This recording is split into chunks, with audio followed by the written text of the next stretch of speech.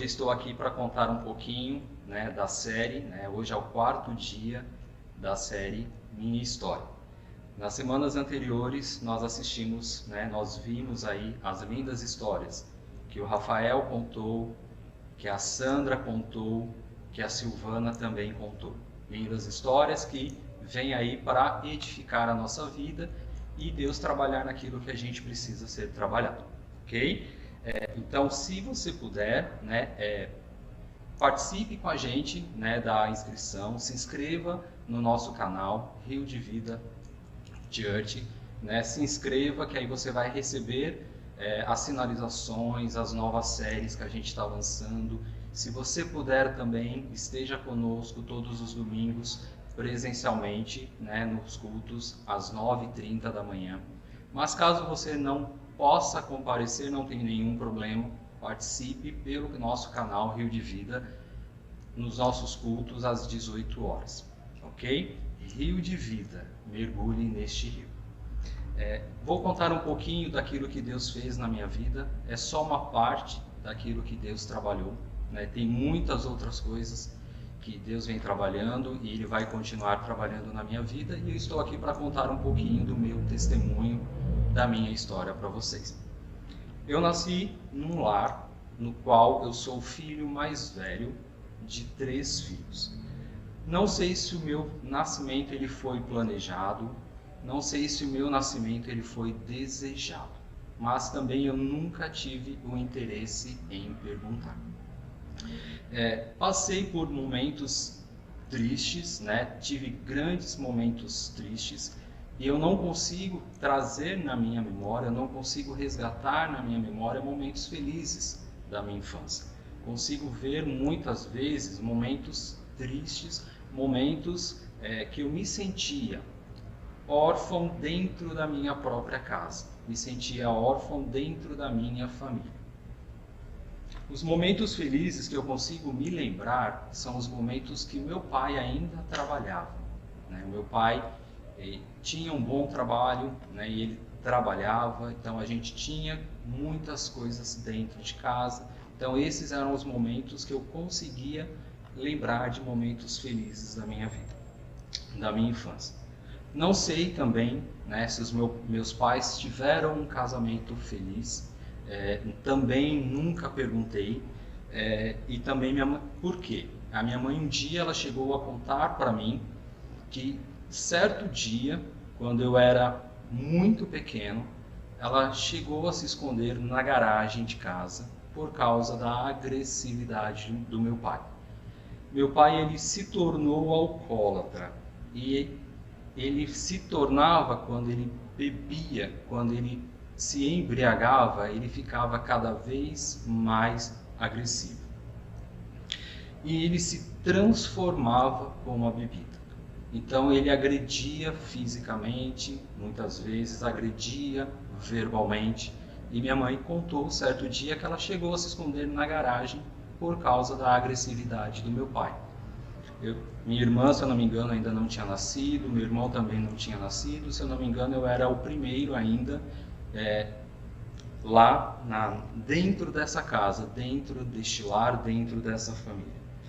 E eu não me lembro, na minha infância, de palavras de amor, de carinho, de afeto, de diálogo entre pais e filhos.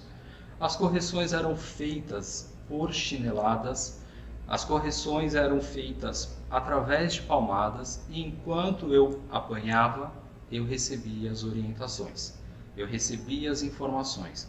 Então não tinha diálogo.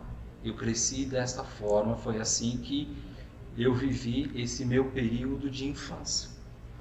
E por causa disso, eu me tornava cada vez mais introvertido, né? Então, como eu não tinha um certo diálogo com os meus pais, como meu pai ele tinha se tornado um alcoólatra por causa da agressividade dele, eu não tinha muito, na verdade não era nem muito, eu não tinha diálogo com eles, né? Então isso me fez ficar trancado dentro de mim mesmo.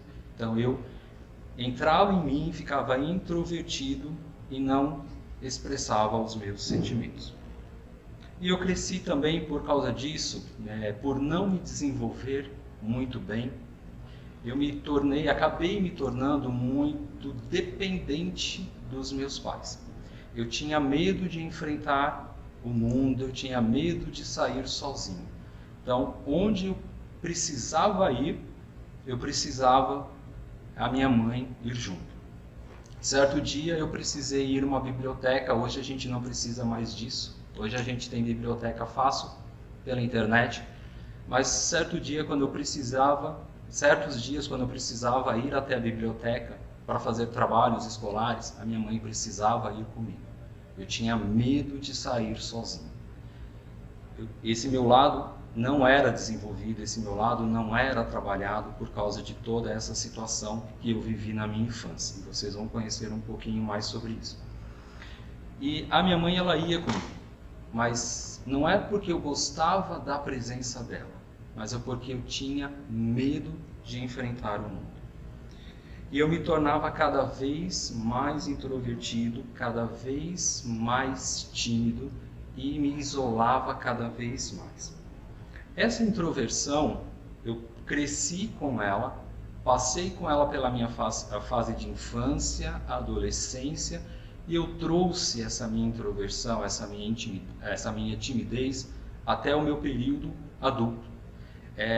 E essa minha introversão, essa minha timidez, ela trouxe muita dificuldade no meu relacionamento com as pessoas, e até hoje eu tenho uma baixa comunicação nos meus relacionamentos, e é uma situação que eu preciso trabalhar, é uma situação que eu venho trabalhando, venho desenvolvendo, por causa de todo o processo do passado, toda essa minha história do passado. Então eu trouxe até a fase de adulto. E voltando para o alcoolismo de meu pai, a ausência do amor que eu sentia isso, eu estava numa casa, eu estava numa família, mas eu me sentia órfão dentro da minha própria casa. Eu me sentia órfão dentro do meu próprio lar. E essa ausência do meu pai no amor, a ausência da minha mãe no amor, no carinho, no afeto, eu me afastava cada vez mais deles. E cada ano que passava, o meu pai ele se tornava mais agressivo, ele se tornava mais bêbado. Isso me incomodava muito. Quando meu pai, na época que meu pai ainda bebia, ele estava em casa, eu não gostava de sair do meu quarto. Por quê? Porque eu sabia que se eu saísse do meu quarto, eu ia ver o meu pai naquele estado, eu ia ver o meu pai naquela situação, e eu sabia que ali não tinha um diálogo, não conseguia conversar com o meu pai. Muitas vezes o meu pai ficava na cozinha, bêbado, falando sozinho, e muitas vezes, não poucas as vezes, ele me chamava ou chamava minha mãe para conversar, mas não era uma conversa, porque só ele falava. Era um monólogo, não era um diálogo. Então, para evitar tudo isso, ouvir os sermões do meu pai, ver o meu pai naquele estado, naquela situação, eu evitava sair do meu quarto. Então, eu ficava trancafiado no meu quarto. E essas coisas cada vez mais, conforme eu via o meu pai bêbado, conforme eu via o meu pai naquela situação, passou a desenvolver dentro de mim um ódio pelo meu pai. Eu não conseguia amá-lo, eu não conseguia perdoá-lo. Como eu disse, eu estava naquela casa, eu estava naquela família, eu estava naquele lar, mas eu não me sentia pertencente. Eu não me sentia como filho daquele lar. Muitas vezes eu cheguei a dizer que não era para eu ter nascido naquele lar. Muitas vezes eu disse isso para mim, e não foram poucas as vezes. E a situação cada vez que passava ficava pior, cada ano que passava ficava pior.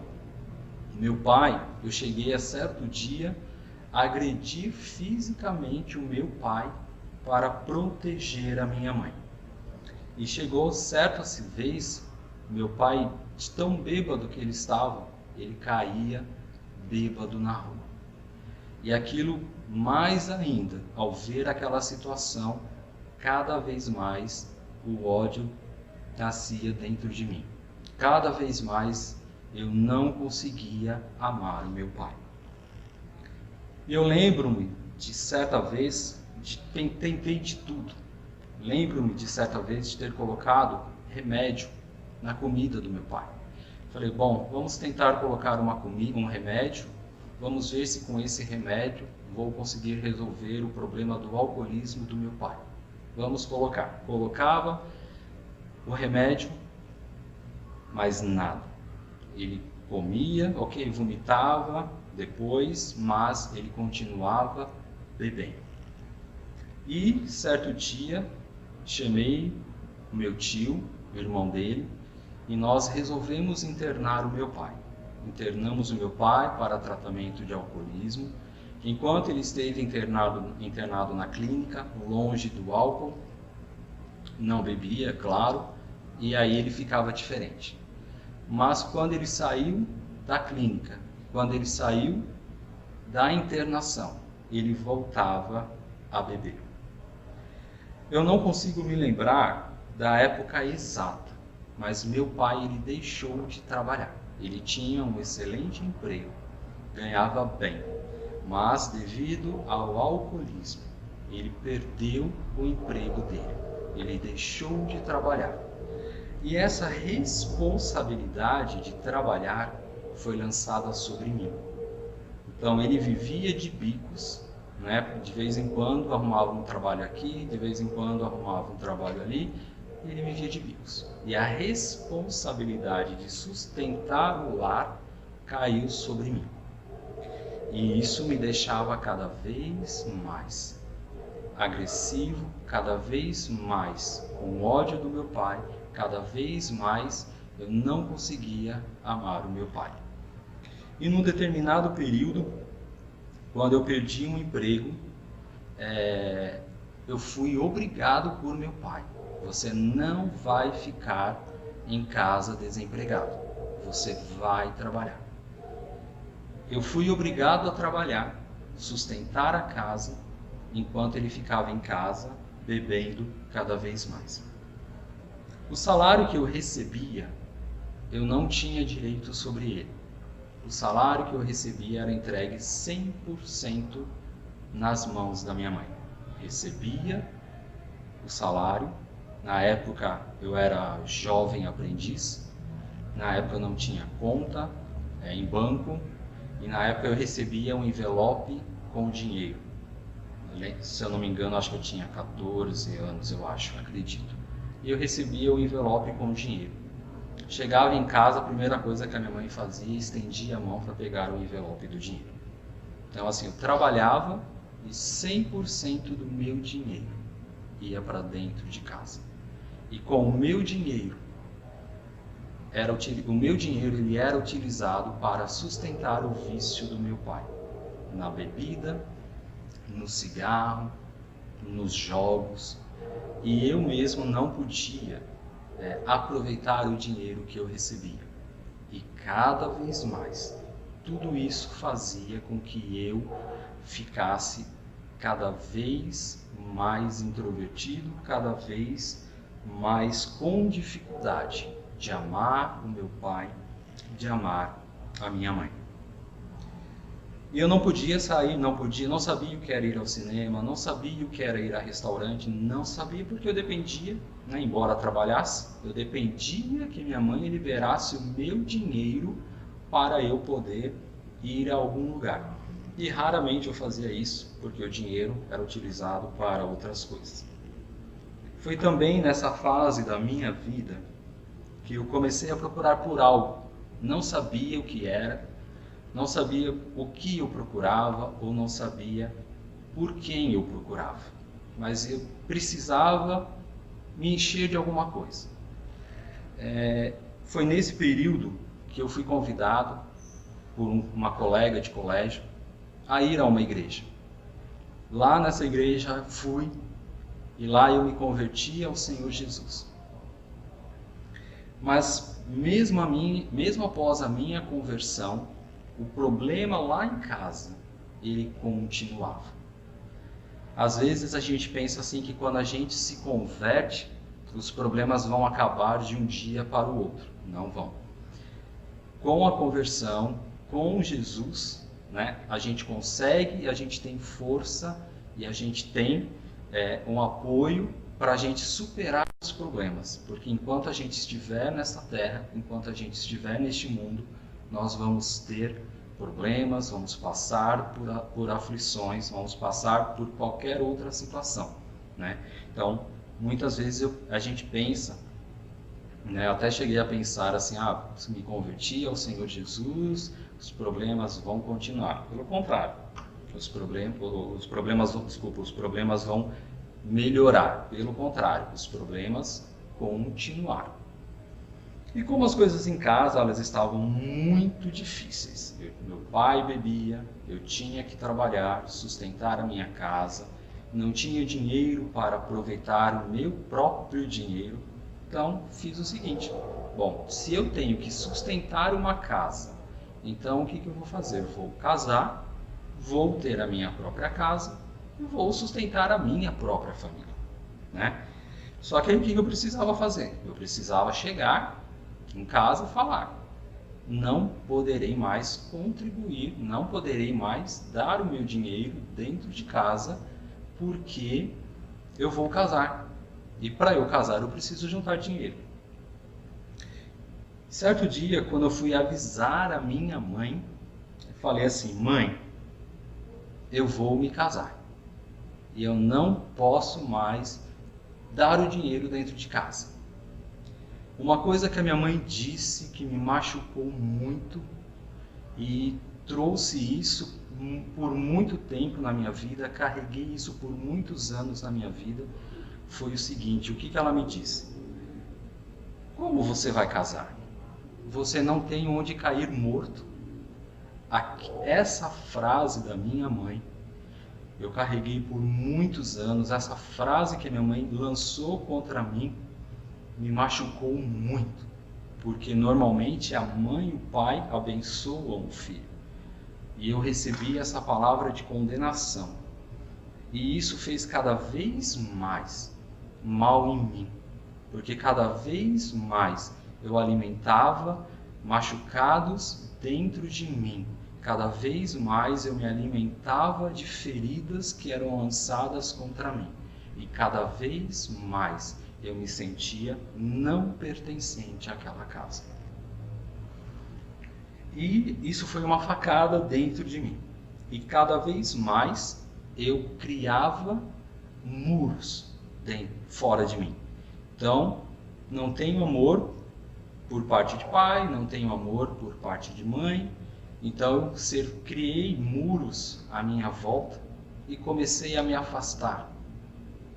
Foi fácil me afastar, porque já não tinha proximidade, né? Então, se eu já não tinha proximidade, então para eu criar um muro ali e me cercar, ficar dentro do meu mundo, dentro do meu muro, era muito fácil. E fiz isso com muita facilidade, fiz isso muitas vezes, não só com os meus pais, com outras pessoas também, porque eu aprendi a me proteger, né? Então, para não ser machucado, eu me afastava. E aí eu me afastei muito facilmente dos meus pais, já não tinha amor, não tinha afeto, não tinha amor prático, então vou me afastar cada vez mais e entrei no meu muro.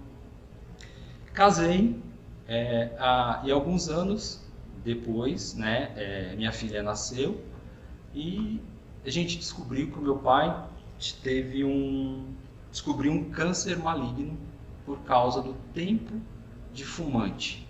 Fumava desde adolescente e ele descobriu esse câncer maligno. Foi nesse período, durante a doença dele, durante esse período de tratamento dele de câncer, que meu pai se converteu ao Senhor Jesus. Foi muito bom, Por quê? Ele conheceu o Senhor Jesus. E eu me lembro que muitas vezes eu orei para Deus pedindo a salvação do meu pai. Falei, quero a salvação do meu pai, seja pela dor ou seja pelo amor. Ele foi pela dor.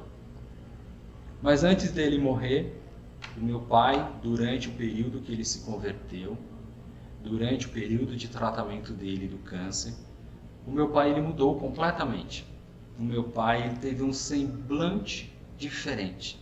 Ele deixou de ser aquele pai alcoólatra e ele passou a ser um pai mais carinhoso. Só que esse período de pai mais carinhoso, um pai tentou ser um pai de verdade, mas foi um curto período. Então não tivemos tempo necessário para a gente se acertar, não tivemos tempo necessário para a gente se amar como a gente deveria ter se amado desde o começo. Eu sinto falta dos últimos dias do meu pai, quando ele transparecia esse semblante sereno. Como teria sido muito melhor se esse período tivesse sido maior. Meu pai já se foi, já tem mais de 20 anos. A minha filha, Natália, ela era pequena, então pouca coisa ela se lembra do meu pai. Natália hoje já tem 23, então meu pai já faleceu há mais de 20 anos. Mas foi muito bom o pouco tempo que eu convivi com meu pai. E alguns anos depois, em março, precisamente em março de 2016, a minha mãe internou às pressas e foi para a UTI. Não foi um mês qualquer, não foi um ano qualquer, porque quando ela internou em março, era o mês do meu aniversário. Eu não estava em casa, eu estava viajando, a minha irmã me avisou, a mãe está internada. Quando eu voltei para casa, no dia seguinte que eu voltei para casa, eu fui visitar a minha mãe na UTI. Visitei, a minha irmã, fomos visitar a minha mãe na UTI. Não foi bom vê-la naquele estado, naquela UTI. Ela estava entubada, ela estava com ventilação mecânica, ela estava inconsciente. Não sei se ela chegou a me ouvir enquanto eu estava lá com ela na UTI. Nós estávamos tentando removê-la para um outro hospital.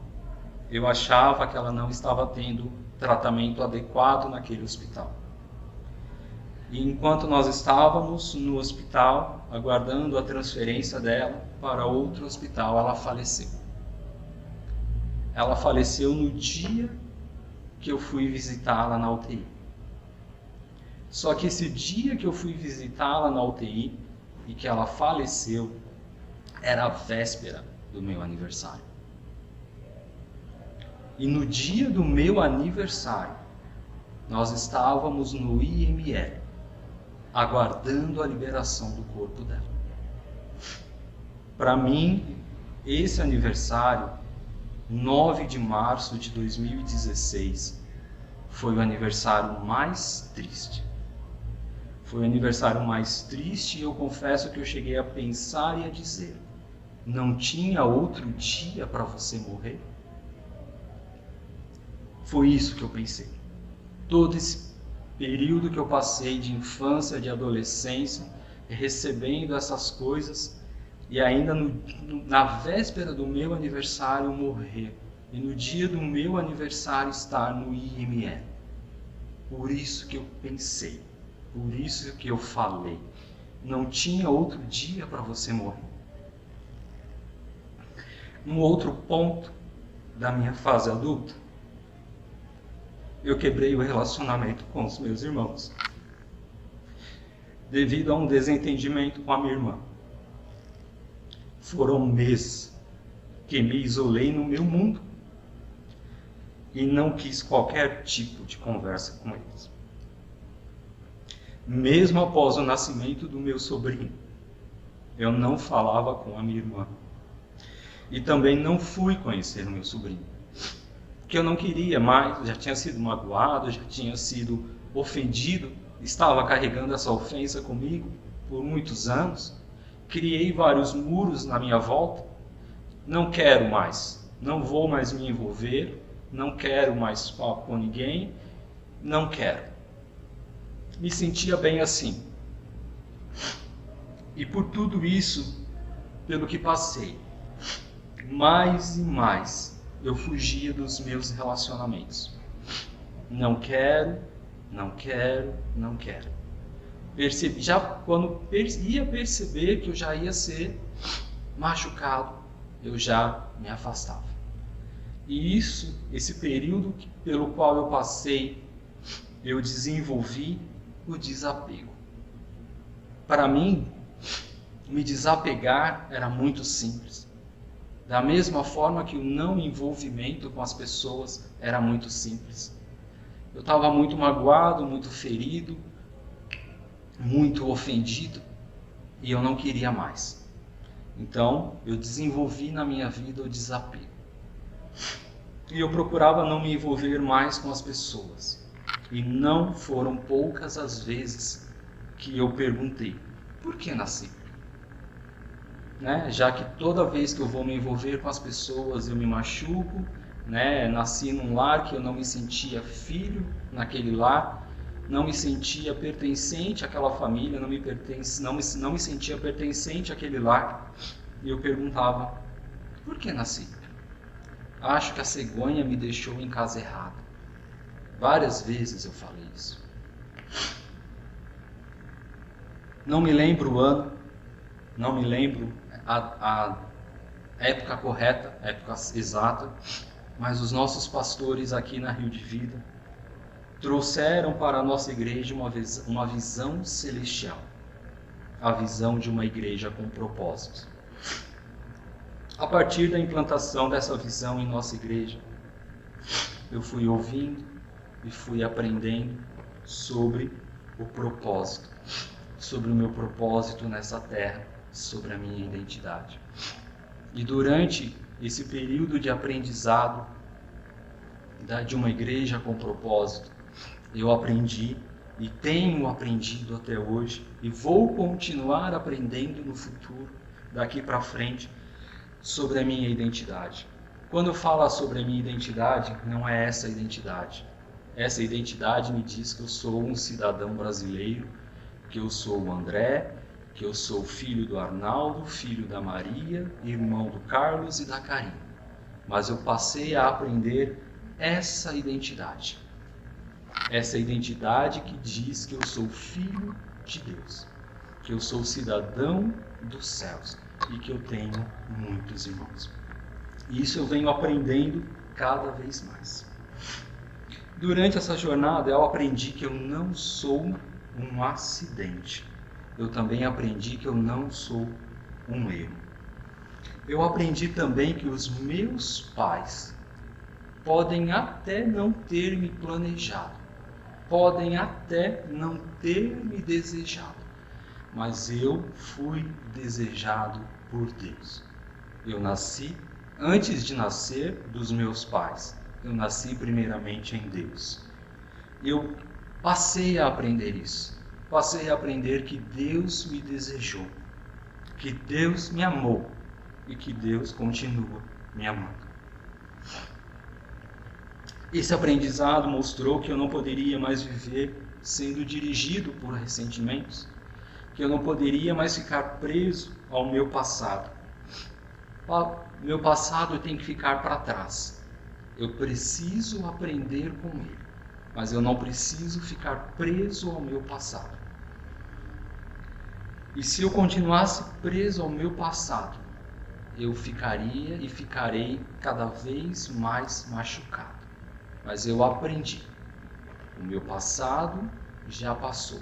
Não fico mais preso nele.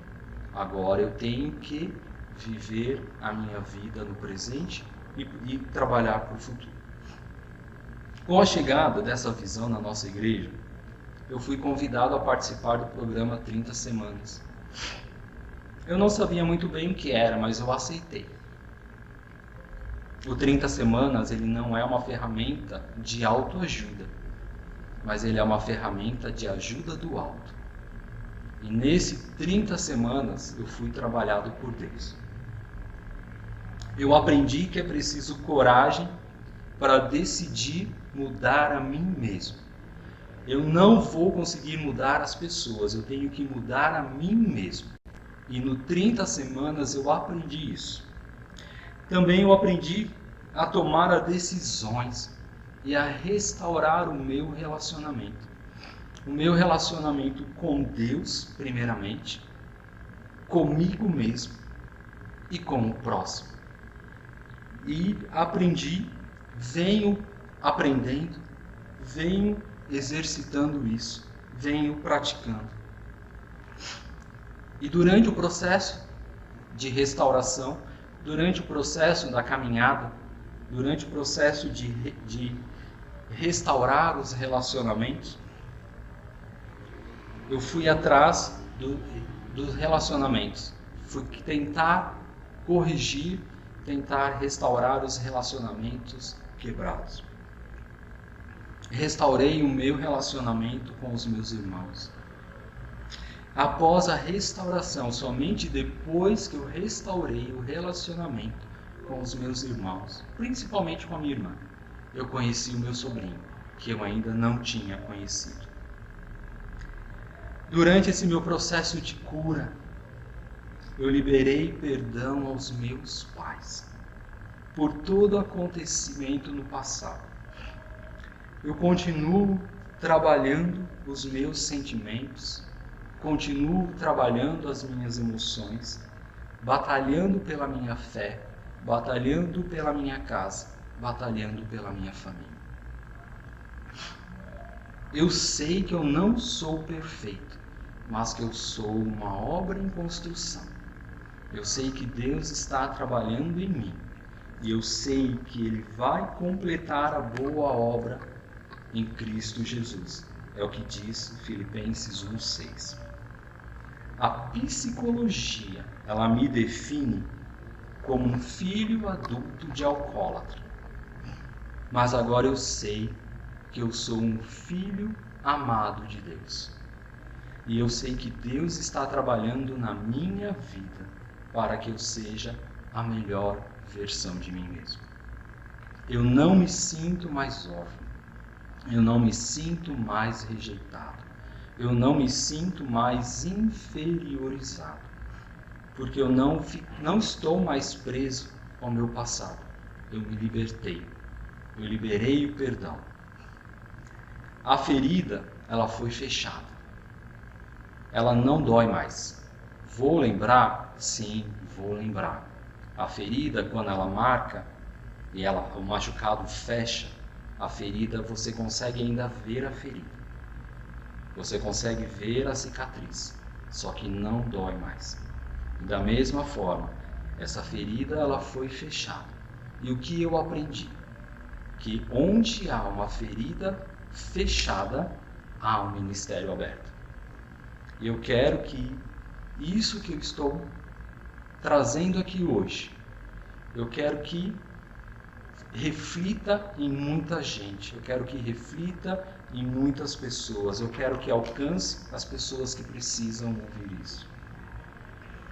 E depois que eu restaurei o meu relacionamento, depois que eu aprendi a viver uma vida com propósitos, depois que eu entendi que eu não sou um acidente, depois que eu entendi que eu não sou órfão, eu entendi que eu tenho um Pai que me ama, um Pai celestial, um Pai eterno, eu aprendi. E depois que eu aprendi, até a forma como eu me dirijo a Deus mudou. Antes, quando eu falava com Deus, eu me dirigia a Deus, eu falava: Senhor Deus, Deus do céu e da terra. Só que agora, quando eu trato com Deus, eu falo com Ele, eu falo: Pai, Papai, Pai querido. Porque eu aprendi que eu tenho um Pai de amor. Independentemente pelo que eu passei, independentemente por aquilo que você está passando, por aquilo que você passou, nós temos um Pai. Um Pai que nos ama, um Pai que quer o nosso bem, um Pai de amor, um Pai que está de braços abertos. Eu agradeço aos meus pastores por abraçarem essa visão celestial de uma igreja com propósito, trazer a esta igreja esse propósito que tem trabalhado na minha vida, tem trabalhado na vida de muitos irmãos aqui. Eu creio e eu tenho certeza disso. Eu deixo aqui alguns trechos do livro Uma Vida com Propósito. Eu vou ler, que eu anotei aqui para eu não esquecer. Sem Deus, a vida não tem propósito. Sem propósito, a vida não faz sentido. Sem um sentido, a vida não tem relevância nem esperança. A maior de todas as tragédias não é a morte, mas a falta de propósitos na vida. Para quem você irá viver? Para você mesmo ou para Deus? Não permita que as feridas te prendam. Não permita que o teu passado te aprisione. Nós temos um Deus que cura. Eu creio nesse Deus, no Deus de amor. Eu creio nesse Deus misericordioso, um Deus de amor. E eu sei que eu sou um filho amado de Deus, vencendo nas áreas da orfandade e dos relacionamentos. E uma coisa que eu li esta semana e eu vou falar. Todos nós conhecemos a história do filho pródigo, mas muitas vezes a gente lê a história do filho pródigo e a gente não medita, a gente não analisa, a gente não reflete sobre a história. E uma coisa que eu li hoje, essa semana, me perdoe, li essa semana, chamou a minha atenção, aí eu fiz questão de trazer aqui para a minha história. O filho pródigo, ele perdeu tudo, menos o amor do pai. Lá no fim que ele estava, do poço, lá na sarjeta, quando ele estava, ele lembrou que ele tem um pai. E nós temos um pai. Você pode não ter um pai terreno, ou você pode até ter um pai terreno, mas você não se sente pertencente a essa família. Eu tinha um pai, vivia na casa com ele, mas eu não me sentia pertencente. Eu vivia lá, mas eu era órfão, eu me sentia órfão. Se você também está numa situação como essa, eu te apresento um Deus de amor, um Deus que pode restaurar, um Deus que pode trabalhar na sua vida, curar essa ferida que curou a minha, Ele é capaz de curar a sua. Amém? Eu vou orar e a gente já encerra aqui essa palavra e compartilhe, antes de orar, compartilhe essa mensagem com quem você quiser. Compartilhe a pessoa que precisa ouvir essa história. Se você sabe uma pessoa que precisa, que está passando pelo que eu passei, compartilhe. Multiplique para quem você quiser. Pode fazer isso à vontade. E eu vou orar por vocês, vou orar para a gente encerrar. Pai querido, aqui está aquele testemunho que você pediu para gravar e que você pediu para lançar no YouTube. Aqui está. Embora eu tenha demorado para fazer o que você me pediu, me desculpe, mas aqui está. E eu coloco na tua presença essas pessoas, Pai, que estão assistindo hoje essa minha história. Que essa minha história possa, Senhor querido, fazer cura na vida dessas pessoas. Possa curar assim como eu fui curado. Pai querido, trabalhe, envie essa mensagem para quem precisar. E por onde essa mensagem chegar, que haja vida, haja cura. Pai querido, eu coloco na tua presença cada pessoa. Eu apresento cada pessoa que vai assistir essa apresentação, que vai assistir essa história, essa série. Não sei até onde essa mensagem vai chegar, mas até onde ela chegar e por quem ela for assistida, que ela produza vida, que ela produza perdão, que ela produza restauração na vida daquela pessoa que assistir. Naquela pessoa eu declaro vida por onde essa mensagem for propagada. Eu declaro restauração, eu declaro amor. A orfandade, eu declaro em nome de Jesus que a orfandade ela vai cair por terra.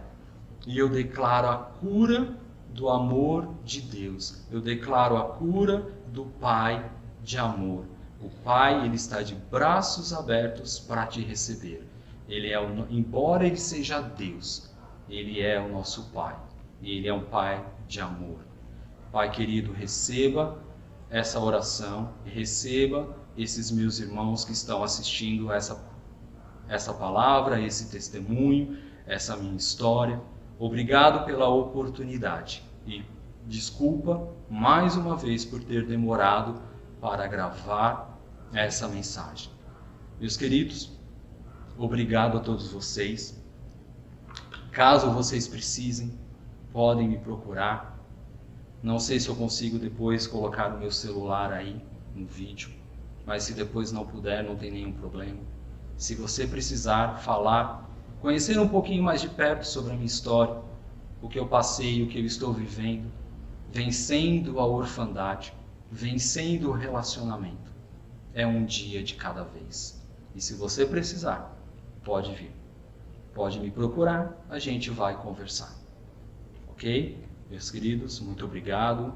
Deus abençoe. Obrigado pela oportunidade, por participar e deixar vocês participarem e conhecerem um pouquinho mais sobre a minha história. Muito obrigado. Deus abençoe a todos. Até uma próxima oportunidade. Tchau.